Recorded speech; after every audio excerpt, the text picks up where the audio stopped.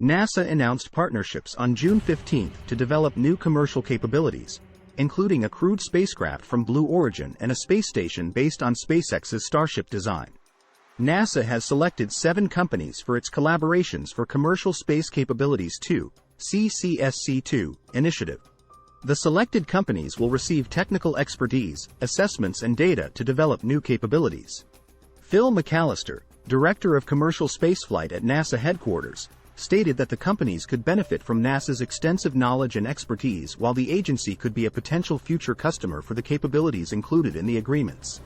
McAllister also said that these agreements would foster more competition for services and providers for innovative space capabilities. NASA announced that it is not providing funding to the companies under the agreements. However, the agency mentioned that offering its expertise to the companies requires only minimal government resources. Blue Origin is among the companies that received CCSC2 agreements. They plan to develop an integrated commercial space transportation capability to ensure safe, affordable, and frequent access to orbit for crew and other missions. No further details were provided, and Blue Origin did not respond to questions. More than 10 years ago, Blue Origin initiated the development of a spacecraft intended for human occupancy in partnership with the Commercial Crew Development Program of NASA. Blue Origin received awards to support the initial design of their space vehicle, which was intended for launch on the Atlas V rocket. However, they chose not to participate in later phases of the program. SpaceX received a CCSC2 agreement to create a fully integrated architecture for low Earth orbit using Dragon, Starship, Super Heavy, and Starlink. Their advanced technology will make significant strides in space exploration. Others in the industry have suggested that Starship's large volume could make it an option as a commercial space station, although SpaceX has not previously discussed this use of the spacecraft for LEO destinations. Chad Anderson, founder and managing capital of Space Capital, suggested that SpaceX's cost-effective Starship could function as a space station and disrupt business models of other commercial space stations during a session of the Financial Times Investing in Space conference on June 6. Sierra Space has also received a CCSC2 agreement to collaborate with NASA on the commercial low Earth orbit ecosystem, which includes the Dream Chaser spacecraft and Life Expandable modules, joining other companies working on space stations. Think Orbital has received an agreement from VAST to refine its plans for in-space platforms for research, manufacturing, and crewed missions, in support of NASA's Haven 1 module and its crewed missions. Northrop Grumman won a CCSC2 award for their Persistent Platform, autonomous spacecraft based on Cygnus, while Special Aerospace Services received an award for their Autonomous Maneuvering Unit for in-space servicing technology. The CCSC2 agreements were signed 9 years after NASA's first agreements with 4 companies. Final Frontier Design won an award to work on a pressure suit.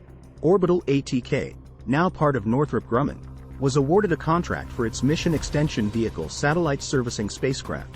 SpaceX won the contract for technologies needed for deep space missions, which included the methane oxygen propulsion used on Starship, and United Launch Alliance was awarded a contract for a variety of technologies for its Vulcan launch vehicle. NASA is partnering with 7 U.S. companies, including SpaceX, to develop advanced space capabilities, such as Starship space stations. SpaceX is working with NASA on an integrated low Earth orbit architecture to provide a growing portfolio of technology, including near-term Dragon evolution and concurrent Starship development.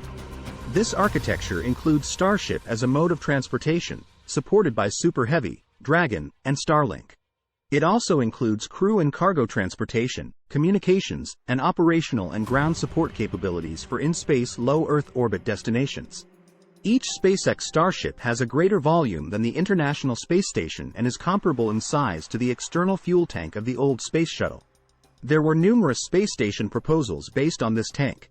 The steel construction of the Starship makes it easy to weld, cut, and modify, simplifying the building process. The Starship will soon be able to support astronauts.